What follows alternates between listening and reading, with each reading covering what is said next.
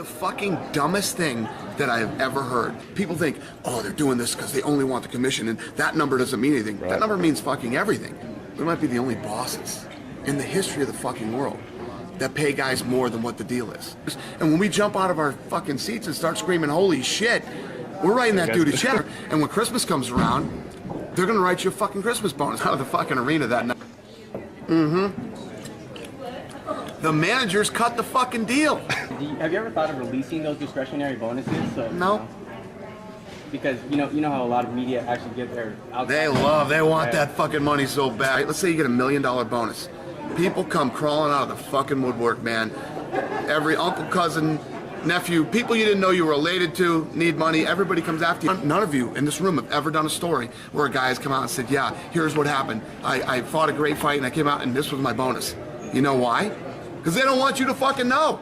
There, it drives them fucking nuts. But man, it kills the media. They want to fucking know that number so bad. We go in and we go into these negotiations that last fucking weeks sometimes. To win. I understand. Did you come here to win this show? Yeah, I did. But it's well, you have an opportunity now to get back on another team. You can go home and do push-ups and cartwheels and off and whatever the you want to do.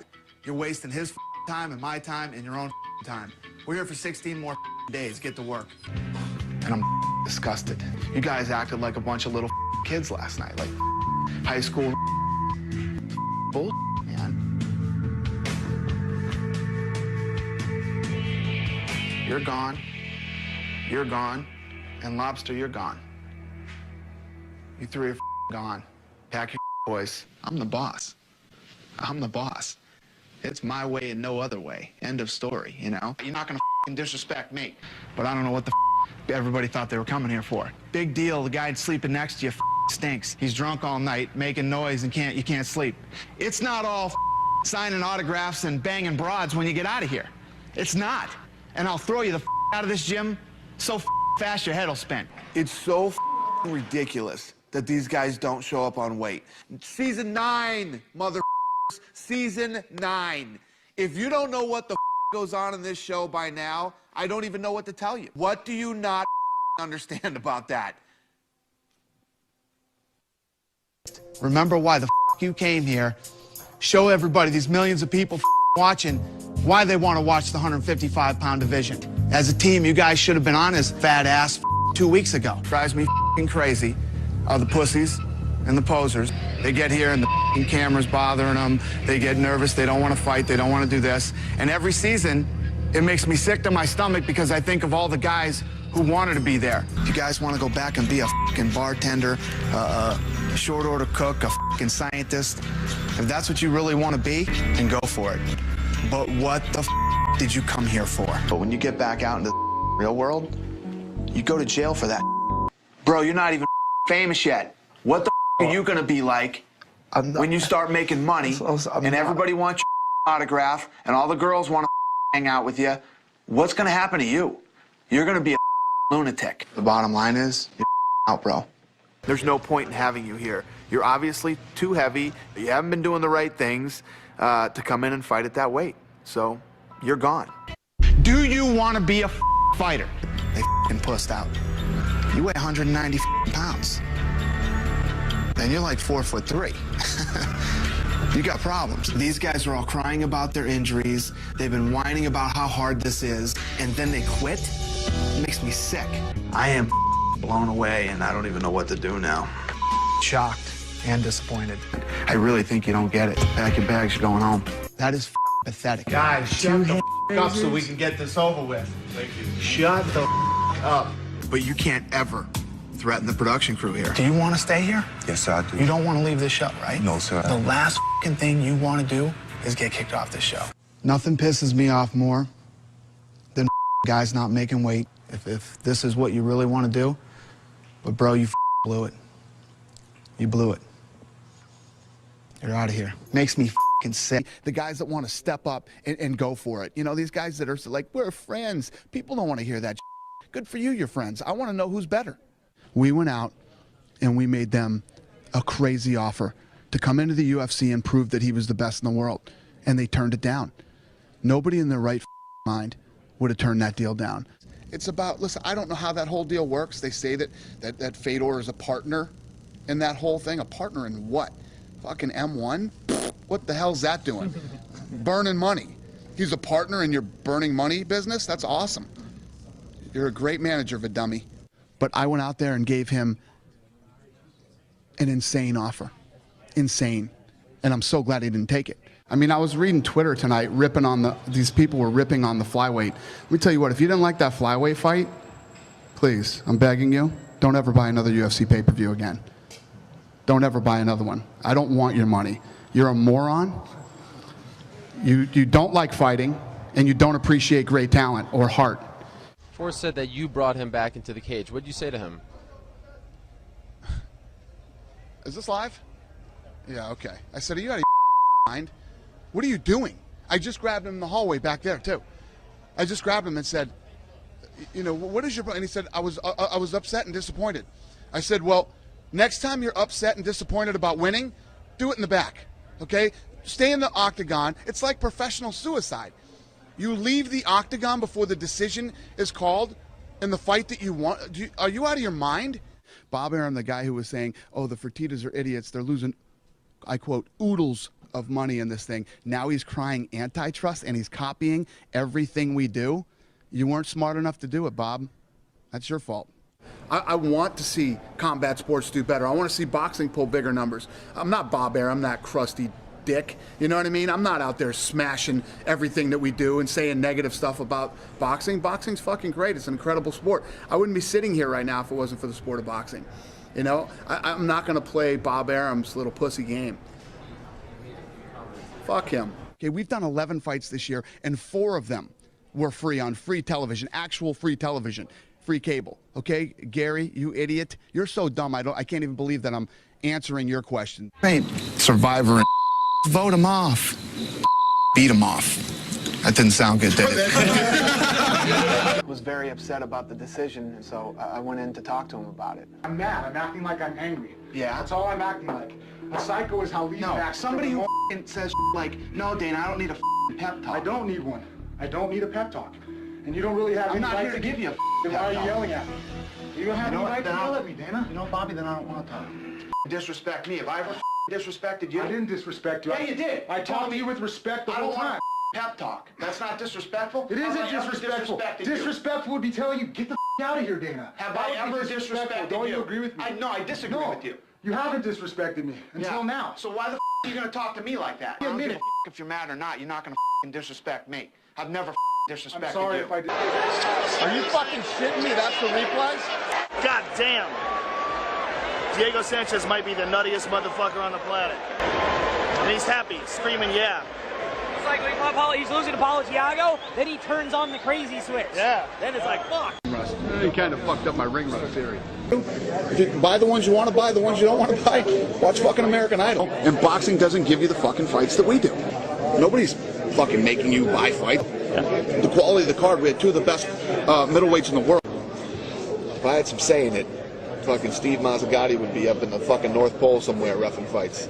And sometimes when I look at him, it looks like he's doing his fucking grocery list. You ask him questions, he knows the answer, but fuck you. I'm not going to tell you the answer. Figure the fucking answer out yourself. Why do you have to love this so much to hate it? He knows the answer to that. And that's a fan going, fuck you. I'm not going to tell you the answer to that. He hates us. What the fuck do we do? Split the money. It's a fucking $100 million or $200 million. Who knows what it's going to be? I think it's going to be the biggest pay-per-view ever. Probably 2.6 million buys. Shut the fuck up and fight. This guy is a fucking sport killer. Is this live? Yeah, okay. I said, are you out of your mind?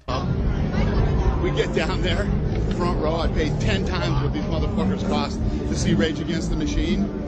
And they blocked off the seats and reissued the tickets. I don't even know what the fuck that means, but do you hear that in the background? That's Rage Against the Machine playing, okay? These guys have been broken up forever. Now they're playing out here. Reissued our tickets and we're walking around doing this instead of fucking watching the concert. So every one of you that buy tickets to our fucking event and dumb shit happens, I feel for you. That's why you gotta follow me on Twitter. So when dumb shit like this happens, I'll fix it for you. LA Rising, go fuck yourself.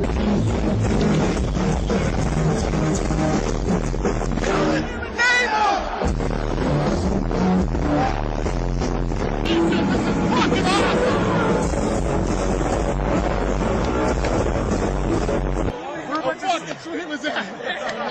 best fucking live band ever. Never seen such fucking crybabies in my whole life as the heavyweights. It's not all signing autographs and banging broads. I want to kill Andy Wang. If I was Tito Ortiz, yeah, I don't want to fight in the UFC. I can't fucking beat anybody in the UFC. About me, I'm the friggin' promoter of the fight. What do you guys want me to crawl under a rock and hide when we have a fight? I'm the one guy that's always linked to every fight because I'm the guy out there telling you why you want to watch this fight. You know, I sell the fights. That's what I do for a living. If you weren't on this wild ride, somehow the UFC disappeared tomorrow, what would we see Dana White doing? I'd be parking your car out here at the valet, here at the Wynn. Martial arts. You fucking morons need to be in the kickboxing business if that's what you're selling.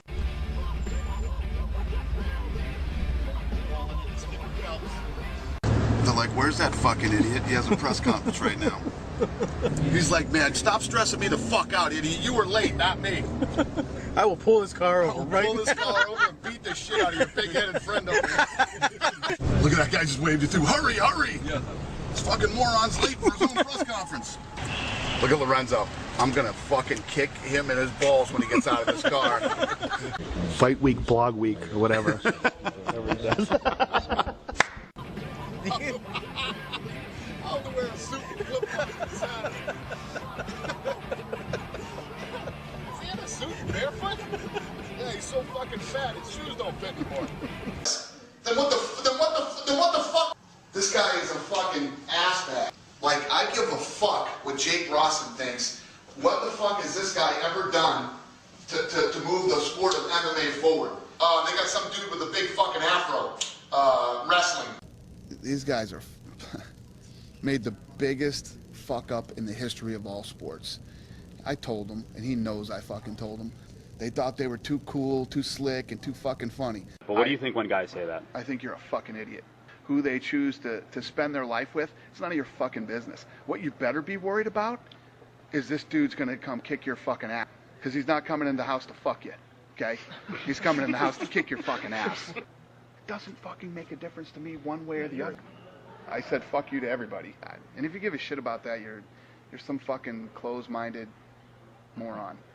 You, anybody out there who thinks it's an issue, you're a closed-minded fucking moron. You probably live in some podunk, nowhere fucking goofball town. Just my opinion. Called 24/7. Like Floyd's supposed to trust some guy who just headbutted him in the face like a billy goat? Joe Cortez absolutely 100% destroyed that fight and ruined it. He like a billy goat. He hit him in the face with his head. He didn't get any special privileges. He didn't get anything. And if he did, I'd fucking tell you. As a team, you guys should have been on his fat ass 2 weeks ago. That is pathetic. He also says the UAE is fucking has big financial trouble. They're worth $1 trillion fucking dollars. Understand about that. I don't give a f***. You know when you're around some bad guys. You know, you don't have to be a fucking rocket scientist to know when you're around some bad guys. And I'll throw you the f*** out of this gym so fast your head will spin. We pulled 7 million viewers with him. If he wants to use the phone, he can use the fucking phone. The bottom line is, you're out, bro. You mean to tell me that I can put some money down and I can see Babalu and Tito, both the guys that got knocked out twice by Chuck Liddell, fight each other? That's fucking entertaining. Does anybody here disagree with me that Mazzagatti is a fucking toolbox? I mean, he literally did nothing. Fitch is out cold. And I saw some people talking shit. 5 more seconds. This fucking choke. When he goes limp and he's out.